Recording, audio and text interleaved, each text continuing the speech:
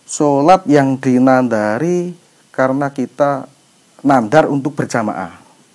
Sholat yang dinandari untuk melakukan berjamaah, dengan berjamaah. Misalkan ada saya maupun jenengan daftar gawean dengan apa istilahnya di PNS lah guru. Besok misalkan saya diterima diangkat menjadi PNS, saya akan punya nandar untuk melakukan sholat dengan berjamaah. Nah, sholat yang dinandari seperti ini, dia jatuhnya wajib dilakukan. Dan wajibnya dilakukan dengan cara berjamaah pula. Nek wis niat berjamaah, wajib berjamaah berarti otomatis wajibnya imaman lillahi ta'alanya, imamannya harus diucapkan. Karena itu sudah ranahnya sholat nandar. Nandar itu kan sesuatu yang ketika itu tercapai apa yang kita impikan, di situ kita wajib melakukan. Nandar niku hukum sunah. Karena nandar niku kan ada muatan doa di situ. Kita besok aku tak nandar nek misalkan apa istilah aku ketompo mlebu nenggon DSM misalkan, atau aku ketompo dadi PNS misalkan. Gue tak nandar nyembelih wedhus siji, utawa nyembelih wedhus tok ngeten mawon. Aja sampai kebrucut nyembelih wedhus 100. Wah, jenengan kudu 100. Wajib 100. Aja sampai kebrucut. Wis pokoknya aku tak niati nandar nyembelih wedhus ngono tok mawon. Mbuh nyembelih wedhus sing cempeyot kan nyembelih wedhus. Cempeyot tuwak gede rek 10 rek 12 ora ada hitungan. Tapi itu wajib untuk dilakukan. Namanya juga nandar. Tapi apa tuh fungsi dari nandar, faedahnya ya niku wau. Ada muatan unsur tambahan doa. Dan awak kiambak misalkan ketika di situ kok kita sesuatu yang kita impikan kok digantungkan dengan sesuatu yang baik, ini sesuatu yang baik yang kita nandarkan itu akan membawa doa. Digawe ben gampang nggih. Ya segampangane ngoten, ben gampang nggih. Mula nek teng bahasa pesantren nandar itu banyak dilakukan. Banyak yang mempraktekkan. Nah, itu salah satu kewajiban bagi imam untuk melakukan sholat berjamaah, yaitu dengan sholat menjadi imam, yaitu karena mangduratu jamaah, nandar melakukan sholat dengan jamaah. Kemudian yang selanjutnya bal mutaqaddimatu fil matori. Ada lagi bagi kita selaku orang yang ingin melakukan sholat yang diwajibkan untuk niat menjadi imam, yaitu ketika sholat di situ jamak takdim, tapi karena ada udzur, yaitu seperti halnya contoh di sini hujan. Ana wong sing teng mriku senengane jamaah, misal contoh ada orang yang memang setiap hari dia berjamaah, tapi antaranya rumah dia dan masjid itu jauh. Kok di situ kebetulan kok ada udzur, entah itu ada badai besar, entah itu ada angin besar, atau entah itu ada hujan salju atau hujan angin berserta dengan istilahnya sesuatu di situ ketika kita keluar niku membahayakan diri kita, maka di situ juga boleh untuk dan wajib untuk meniat sholat menjadi imam atau menjadi makmum. Minimal di situ ada sholat jamaahnya. Tapi niki ranahnya jamak takdim, nggak bisa takhir. Karena di situ undurnya kan di awal. Misalkan sholat duhur, pas ketika kita mau keluar rumah kok kebetulan di situ waktu duhur itu kok hujan besar. Kita tidak punya payung, kita dalam kondisi badan yang nggak sehat. Nah di situ kebetulan kita tidak bisa keluar, lantas kita sholat di situ jamak takdim, niatnya wajib disertai dengan imaman lillahi ta'ala. Karena ada undur apa? Undurnya tadi ada undur karena hujan atau ada yang lainnya. Tapi khusus di sini jamak takdimnya tidak bisa takdim tidak bisa jamak yang takhir, bisanya cuma takdim. Jamak takdim karena undurnya kan di awal. Mosok kita pas ketika ingin jamak duhur dan asar, hujannya di duhur, kok kita mempraktekkan di asar. Pas hujan betul di waktu duhur, tapi pas asar ketika terang bagaimana? Kan undurnya sudah hilang. Maka di situ takdim karena undurnya masih ada. Masih ada undur ini maksudnya alasan untuk dibuat sholat jamak. Tapi kalau ditakhir nggak bisa. Ini pun apa? 4 tempat yang di situ kita wajib untuk niat menjadi imam. Kemudian yang selanjutnya, faslun surutul qudwati ahada asyara. Faslun surutul qudwati utawi pira-pira syarate manut iku ahada asyara ana 11. Rupane Allah ya'lama suwiji yen to ora ngerti sapa makmum, ora ngertine maubi butlana sholatil imamihi, kelawan kebatalane sholate imami makmum, bihadasin sebab onone hadas au ghairihi utawa sakliyane hadas, wa alla ya'taqidah lan yen to ora nekotaken sapa makmum, ora nekotaken wujuba qadaiha ing kewajibane ngondonine sholate imam, alaihi ing atase imam, wa alla yakuna lan yen to ora ana sapa imam, ora ana iku makmuman dadi makmum, wala umiyan lan ora kang bodho. Kemudian fasal yang berikutnya yaitu fasal menerangkan tentang beberapa syarat-syarat menjadi makmum. Syarat menjadi makmum apa saja? Di sini diterangkan ada 11. Yang pertama yaitu alla ya'lama butlana sholati imamihi. Yang pertama, kita jangan sampai punya keyakinan di dalam hati bahwasanya imam kita itu sudah batal. Kiambak arek makmum, tapi kiambak dalam hati punya prasangka. Wah, imam iki kaya ini mau ki wis nguyuh ora cawe urung wudu. Wah, tapi kiambak tekan dablek salat. Nah, semacam ini otomatis meskipun salat kita sudah benar secara syarat rukun, tetap ini sudah enggak sah. Secara secara takmim itu berarti runtutan jamaahnya antara imam dan makmum sudah lepas. Kalau sholatnya nggak masalah, tapi sudah lepas secara jamaahnya. Lah di situ berarti kita harus jangan sampai punya keyakinan bahwasanya imam itu sudah batal. Makanya nek kalih wong itu berarti niki ngajarke husnudon. Sebetulnya ini ilmu husnudon. Jamaah itu kan ilmu satu komando. Maka di situ antara makmum dan imam harus kompak.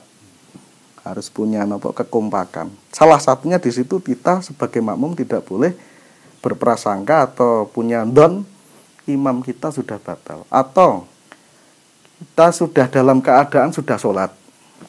Di dalam sholat kebetulan imam kita itu ketemplean telek cecak misalkan. Dan di situ imamnya tidak tahu. Kita sudah lihat wong awak dhewe ning mburine. Nah, berarti kan kesimpulannya itu sudah batal secara syarat rukunnya sudah batal. Tapi kita tetap melanjutkan. Nah, ini pun juga sudah putus hubungan jamaahnya. Jamaahnya sudah putus. Karena kita tahu betul secara kasat mata memang itu sudah batal karena terkena najis atau hadas. Nah, hadas ya kaya wau. Bar salat isya, bar salat maghrib, jagongan ting masjid. Rempon-rempon ngelinting. Imame di situ yang biasa ngimami sudah ngentut. Pas kentong isya, berabat langsung ting mimbar. Langsung salat dikomati. Kita kan sudah tahu itu tadi dia sudah kentut, tapi kita tetap ini yang semacam ini juga berarti sudah kita sudah tahu bahwasanya imam kita sudah batal, sudah hadas. Maka di situ alla ya'lama. Jangan sampai kita tahu bahwasanya beda lagi kalau tidak tahu meskipun imamnya batal. Imamnya batal. Kita tapi tidak tahu sampai akhir. Nah, ini kita tetap masih tergolong ikut rangkaian sholatnya jamaah dan pahalanya juga pahala jamaah. Nek tahu tentang batalnya imam, nah ini beda lagi. Nek tidak tahu malah enak. Tidak tahu niku enak. Wong sing napa jenenge bodoh niku penak, tapi bodone sing adoh saka tempat pesantren atau tempat lingkungan para orang ngaji. Kaya wong Badui, wong Alasan. Terus misalkan di sini di daerah pelosok yang Gunung Kidul misalkan. Gunung Kidul kalau sekarang banyak sing KKN santri-santri ke sana. Tapi kalau dulu kita di pesantren dikirim ke sana. Karena memang di sana primitif sekali. Akan ilmu agama itu nol banget. Nah, sesuatu yang di situ jauh dari ulama, jauh dari tempat ngaji, jauh dari taklim, ketika mereka melakukan kemaksiatan atau melakukan sesuatu yang memang dia tidak tahu hukumnya, ini enggak masalah. Beda kalau kita di Prapak, notabene di situ ada pesantren, ada kiai, tapi orangnya tidak tahu akan hukum syariat, tapi memang nggak ingin ngaji. Nah ini beda. Ini orangnya tetap ditaklif seperti orang sing pinter. Ketika mereka melakukan kesalahan juga, kenapa jenenge salah kok orang ngaji, salah nih ada hukum semacam itu, hukum syariat itu. Kalau jauh nggak masalah, tapi kalau dekat ini bermasalah. Nah niki syariat memang semacam niku. Dadi nek wong bodoh kok adoh niki enggak masalah. Lah di sini diterangkan yang kedua awa alla ya'taqida wujuba qadaiha. Kewajiban syarat-syarat menjadi makmum yang berikutnya yang kedua yaitu kita tidak boleh meyakini bahwasanya imam kita itu punya kewajiban nyauri utang sholat, punya kodok sholat. Berarti kita memang misalkan contoh imam kita punya hutang sholat, kemarin dia sakit sampai 1 minggu belum sampai nyarutang sholat, ngondoni sholat. Kebetulan dia jadi imam, terus kita ikut. Nah ini nggak bisa kita mengikuti kepada imam yang punya hutang sholat atau sholat yang qadha.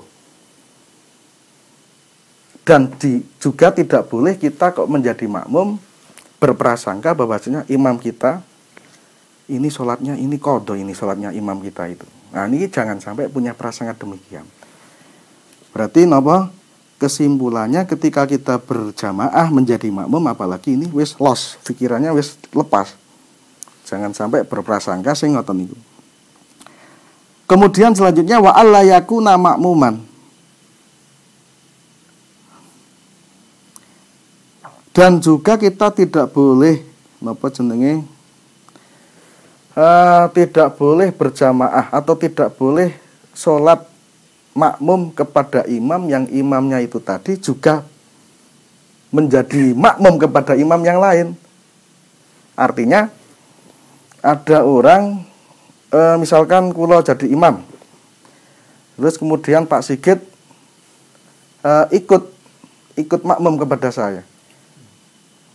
Salat saya belum selesai, saya dan Pak Sigit belum selesai. Kemudian Mas Freddy deplok pundake Pak Sigit makmum kepada Pak Sigit, padahal Pak Sigit makmum kepada saya. Nah, terus ono meneh Pak Izam geplak Pak Freddy makmum karo Pak Freddy. Ini kok imamnya kok imam kabeh namanya. Ini tidak jamaah namanya, ini imam semua, ini enggak ada makmum nantinya. Malah justru makmumnya cuma satu, imamnya 4. Bisa jadi semacam ini. Nah, hal-hal yang semacam ini enggak boleh. Artinya apa? Artinya ketika kita kok ingin makmum, berarti memang betul-betul orang yang menjadi di depan kita makmum kita, imam kita itu sudah lepas dari jamaahnya. Misalkan Pak Freddy tadi makmum masbuk, makmum yang terlambat. Saya sudah 4 rakaat, Pak Freddy ikut. Nah, ini kalau saya sudah salam, Mas Freddy berdiri, baru dia bisa menjadi imam. Kalau belum selesai sholat dengan imam yang pertama atau saya tadi contohnya, berarti belum bisa menjadi imam. Berarti tetap ikut makmum kepada yang pertama. Gak bisa kok terus imam dijadikan makmum dijadikan imam. makmum dijadikan imam. Di dalam hati harus niat menjadi imam napa mboten? Nek ngeten iki. Iya, ya niku diniati jadi imam. Ya enggak usah dilafatkan di dalam hati. Dalam hati. Imamnya ya. Imamnya. Kalau makmum tetap melafatkan makmum. Dan itu ketika nantinya kok ya seperti tadi awal. Jamaah itu kan sebetulnya ketika imam itu yang dianggap imam itu tidak meniat imam, itu bagi makmum enggak masalah. Makmum tetap mendapatkan pahala daripada jamaah asal niatnya makmum, meskipun imamnya tidak niat imam, dan itu pun tidak harus terus demplek pundak sing sak serune napa sing gawe, enggak harus. Kan intinya kita itu cuma ngikut di awal, yang di depan enggak harus imam, enggak harus niat jadi imam. Beda lagi kalau demplek kan ini cuman ngasih kode bahwasanya ada makmum di belakang supaya yang dideplek niku napa mengganti niatnya menjadi imam biar pahala jamaahnya dapat dua-duanya. Wala umian dan juga lagi kemudian syarat daripada makmum yang makmum ya.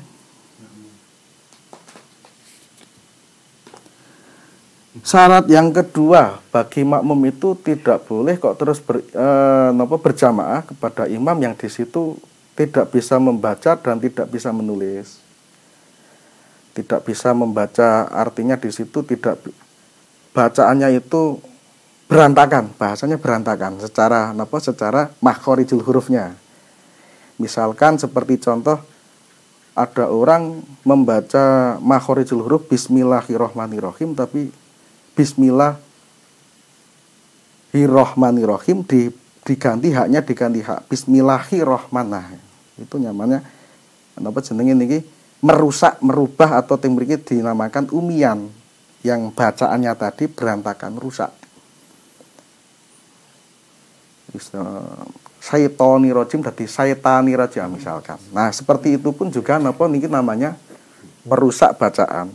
Umian disebut di sini umian. Orang yang bacaan daripada imam tadi kok rusak berantakan, sing berlebihan berantakan ini berlebihan, tidak terus kalau sedikit-sedikit ini enggak ada mas, tapi yang berlebihan tak seperti tadi merubah lafadz daripada huruf hijaiyah. Tapi kalau masih member sidik-sidik rodo mboten masalah. Nek sing rusaknya itu parah lah, ini yang tidak diperkenankan untuk menjadi makmum untuk mengikuti imam tersebut. Wa alla yataqaddama alaihi fil muwaqifi. Sumakala wallahu alam bisawab. Diteraske nginjing ini pun kata sanget. Mugia ngaos kita nendalu menika estu-estu pikantuk keberkahan Allah Subhanahu wa taala, mugi kemanfaatan kita wonten donya lan akhiratipun Allah, amin ya rabbal alamin. Monggo kita mau selawat sareng-sareng. Maulaya sholli wa sallim daiman abada alal habibika khairil khalqi kullihimi huwal habibul ladzi turja syafa'atuhu likulli hawli minal ahwali muqtahimi ya Rabbi bil Mustafa balligh maqasidana waghfir lana ma madaya wa si al-karami ya arhamar rahimin ya arhamar rahimin ya arhamar rahimin farij alal muslimin taqabbalallahu minna wa minkum taqabbal. Wassalamualaikum warahmatullahi wabarakatuh.